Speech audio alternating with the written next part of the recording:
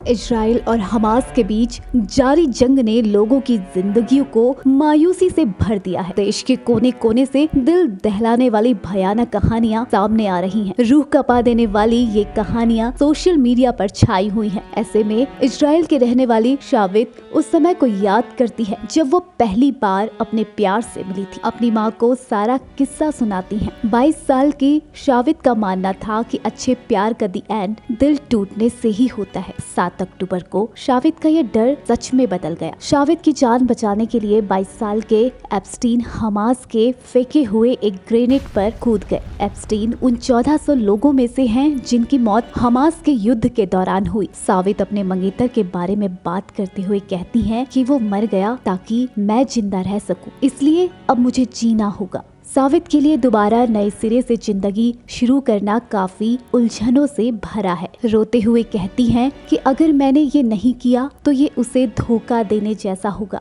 जल्द करने वाले थे शादी। शावित और एप्स्टीन अप्रैल में शादी करने वाले थे। शावित अपनी शादी के लिए इतने एक्साइटेड थी कि उन्होंने वेडिंग ड्रेस तक खरीद ली थी। फिलहाल शावित दक्षिण के बिटजारोन में रह रही हैं। अपनी और एप्स्टीन की लव स्टोरी बताते हुए शावित ने कहा है कि हमारी मुलाकात 2022 अप्रैल में एक बार में हुई थी। दोनों को पहली ही मुलाकात में एक दूसरे के लिए अट्रैक्शन फील हो गया था। शावित मिलिट्री इंटेलिजेंस में थी और एप्स्टीन पैराशूट रेजिमेंट ऑफिसर थे। सुबह 6:30 बजे जब आँख खुली तो हर तरफ रेड अलर्ट था। सीमा पार बसे उस टाउन में अक्सर फिलिस्तीन की ओर से रॉकेट दागे जाते थे। कपल ने एक सेल्फी खींची और अपने परिवार को भेज दी ताकि उन्हें भरोसा हो जाए कि वो दोनों पूरी तरह से सुरक्षित हैं। इसके बाद दोनों ये सोचते हुए सो गए कि वे एक मिसाइल प्रूफ कमरे के अंदर पूरी तरह से सेफ हैं। 8 बजे एक और मैसेज मिला, लॉकडाउन में चले जाओ, घुसपैठ हुई है, छुपो।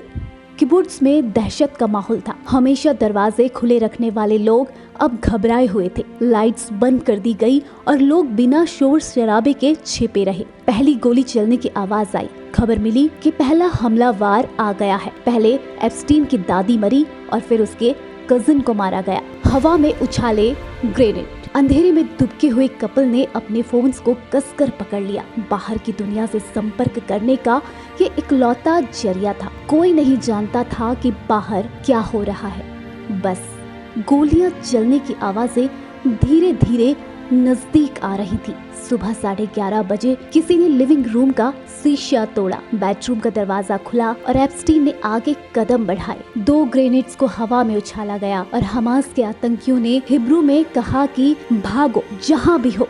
जैसे ही तीसरा ग्रेनेड कमरे में फेंका गया, शावित ने देखा कि उसके बॉयफ्रेंड ने ग्रेनेड पर छलांग लगा दी है। ये उसने आर्मी में सीखा था। जब भी किसी बंद कमरे में ग्रेनेड फेंका जाए तो दूसरों की जान बचाने के लिए उस पर कूद जाओ। गोलियों से भून डाला शरीर। ब्लास्ट के बाद हमलावरों ने एप्स्टीन को गोलियों से भून डाला और कमरे को आग लगाकर वहां से चले गए। शावित ने पजामे को मुंह में ठूसा ताकि उसकी चीख न सुनाई दे। शाम 4 बजे शावित ने इजरायली ट्रूप्स की आवाजें सुनी जो हिब्रू में कह रहे थे कि कोई नागरिक जिंदा है। शावित कुछ भी कहने से हिचकिचा रही थी। हिम्मत करके जैसे ही उसने जवाब दिया, ऑफिसर्स ने उसे वहां से बाहर निकाला।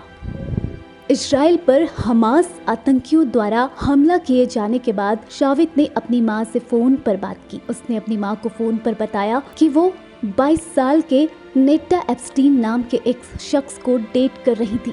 जब मेरी माँ से फोन पर बात हुई तो उन्होंने कहा कि मैं तुम्हें अपने रिश्ते के बारे में बताना चाह रही थी, लेकिन मैं डरती थी कि कहीं दूसरों की तरह मेरा प्यार भी खत्म हो जाएगा।